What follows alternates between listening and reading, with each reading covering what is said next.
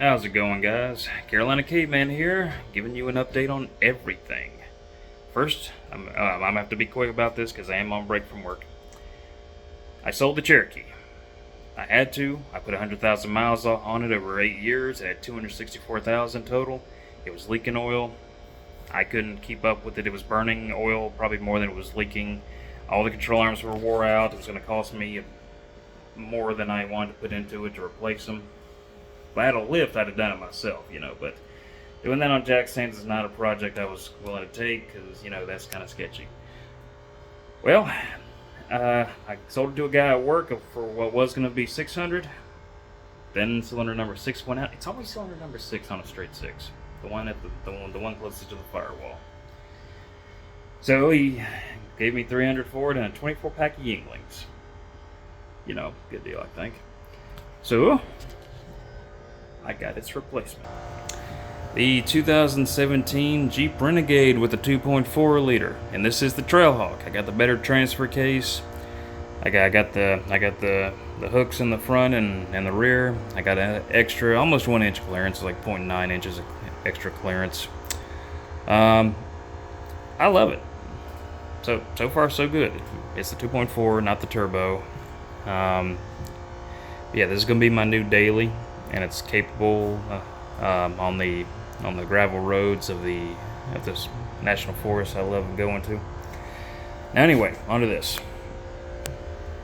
1 axle, 2 axle, 3. Why is there 3 axles? Because the guys I got these two from, were not honest with me. That's why. This is a lesson that I learned, and a lot of people learn the hard way. And if you see this, you'll know what to expect. You'll know what to look for if you're planning on building Ford axles. I was told multiple times, I asked multiple times, and they confirmed it multiple times that these were 2008s. I shouldn't say confirmed, they just said, yeah, it's 2008s. But the buddy who's helping me, when he went to assemble this one, he put in the bearings for the pinion, and they did not fit. They were too small. Why were they too small? Because the inside diameter of a 2008 of the housing on the 2008 axle around the pinion is supposed to be 3 inches. This one came out to 3 1/4. And that right there confirms that is a 2011 or newer. 2011s have a bigger pinion than a 2008.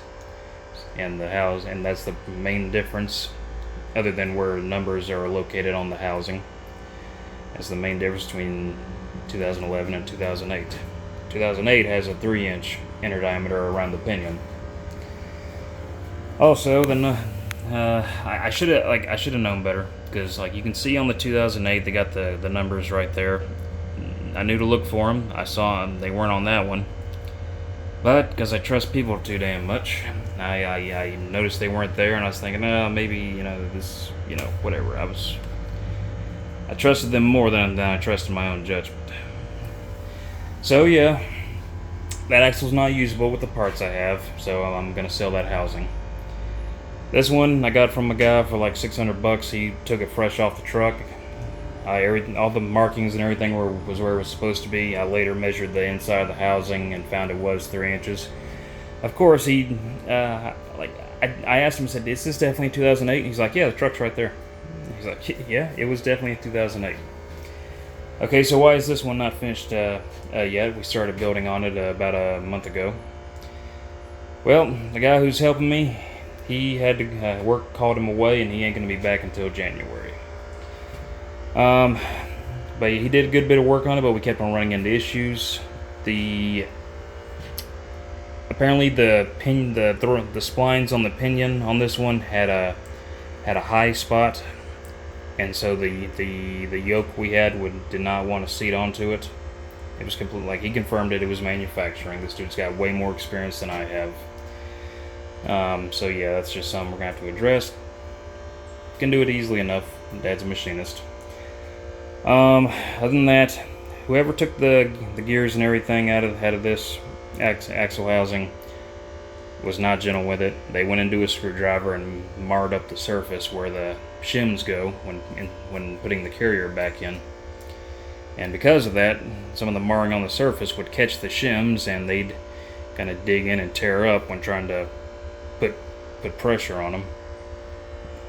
So we're gonna get some OEM shims, and the shims that came with the install kit I got from East Coast Gear Supply, they have to go against that surface.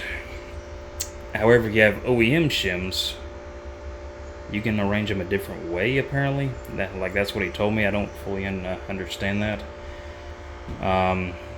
So I'm not going to go into details. I hate to mislead anybody. But so yeah, this one's not finished.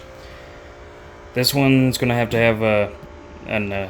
all the brackets taken off and a truss welded. I'm not going to go with a truss like this. I'm going to go with one that goes the full length, probably an Arctic truss. So yeah, project on hold. And I'm considering maybe just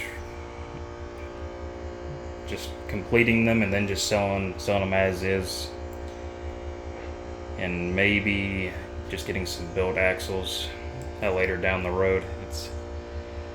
It's expensive, and they said you're going to spend more money on it than you're expecting, and they are right. They were right. But anyway, yeah, so that's what's going on right now. Stay tuned. I'm going to do some work on these,